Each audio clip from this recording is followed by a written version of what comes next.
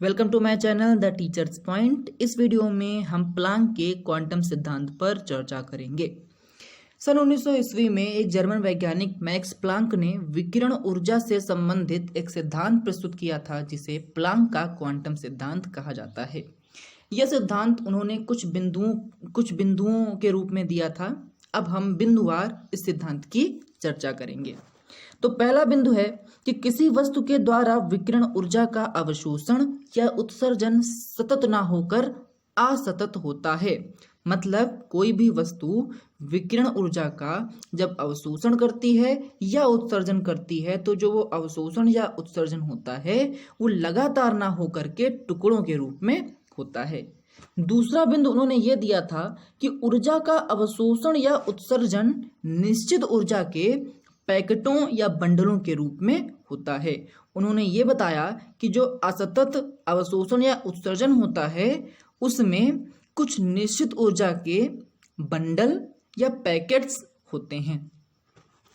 तीसरा बिंदु उन्होंने ये प्रस्तुत किया कि ऊर्जा के जो ये निश्चित ऊर्जा के जो ये पैकेट होते हैं इन्हें क्वांटा या फोटॉन कहा जाता है। चौथा बिंदु उन्होंने ये दिया कि जो क्वांटा की जो ऊर्जा होती है वो E=h न्यू के रूप में दी जा सकती है। न्यू यहाँ पे तरंग की आवृत्ति है और h यहाँ पे प्लांक का नियतांक है। तरंग आवृत्ति को चाल और तरंगदैर्घ्य का अनुपात कहा जाता है, इसलिए न्यू की जगह पे c/λ हम रख सकते हैं। इस आधार पे हमको hc/λ प्राप्त होता है। यहाँ पे c प्रकाश का वेग है और लैम्डा तरंगदैर्घ्य है।